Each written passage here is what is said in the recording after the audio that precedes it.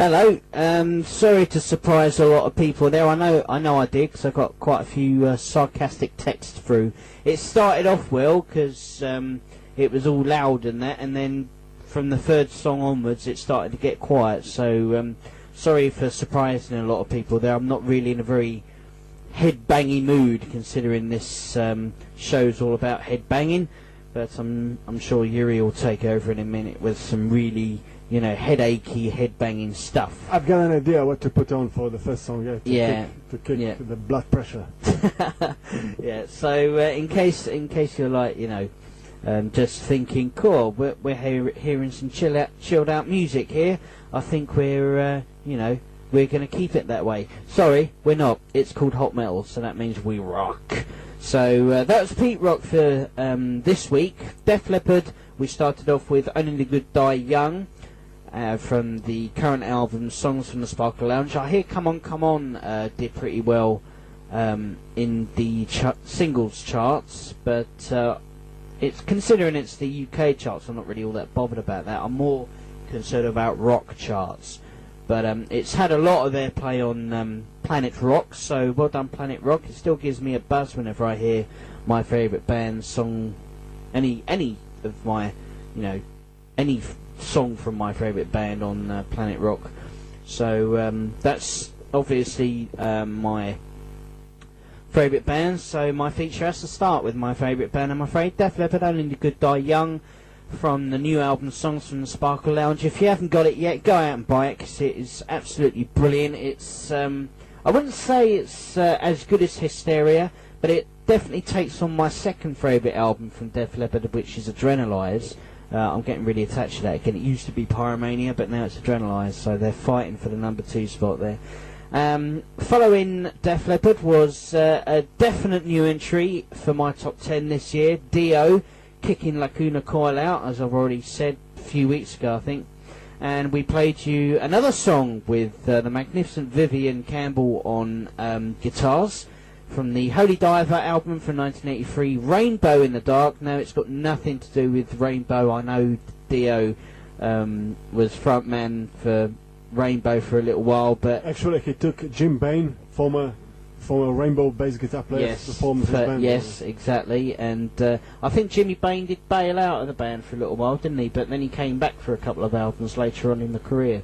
True. So I'm not too sure about the group lineup yet, because I'm still just getting into Dio. But yeah, Vivian Campbell, totally brilliant guitarist who now plays for Def Leppard, obviously. So I wonder if Dio's actually thinking about doing a kind of a reunion tour with the original band lineup. What about Vivian? He's a Def Leppard member now. Yeah, I know, but Phil Collen, the other guitarist of Def Leppard, did do a side project, Man Rays, a little while ago. That's all right. Yeah. And he released an album, so it should be all right for Vivian Campbell. Now that the UK tour's out of the way, it might be all right for him to sort of rejoin Dio just for one. To make certain projects like Dio did as Heaven and Hell with Iommi and exactly. Gizzard. Exactly. Yeah. And I hear it's in Classic Rock there somewhere. I forget which page, but Heaven and Hell are going into the studio to record a new album. I didn't know that. Well, if you hadn't put the book down and kept reading, I'm sure it would have popped out somewhere. Wow. I can't remember which page it is.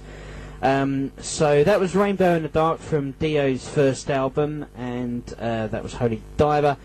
Following on from that was a band that's fighting to keep their position in the top 10, Him, and the Sacrament from 2003's Love Metal album. I wanted to play that one because I really like Burton's keyboard playing at the beginning of the song there, and the video is quite good too. So unless somebody else comes along who wants to get in the top 10, I think Him are actually going to remain in my top 10, because Dio is the only definite new entry I've got in the top 10. So any Lacuna Coil fans out there, sorry, you're not going to have them in the top 10 this year, but keep listening. November is on its way, and Kempson's Countdown 2008 is going to be huge this year.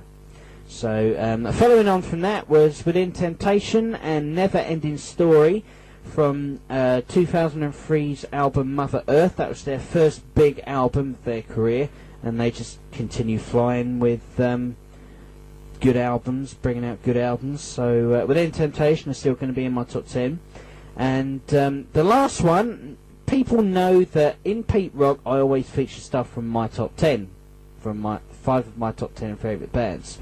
And what I did was I actually cheated a little bit, because I played Aldin Dragonfly and Caught in a Web from the new album Offerings, right? Now, the connection with one of my top 10 bands at the moment is last year's new entry, which went in at number 8, Mostly Autumn, who have released a new album, which I played last week.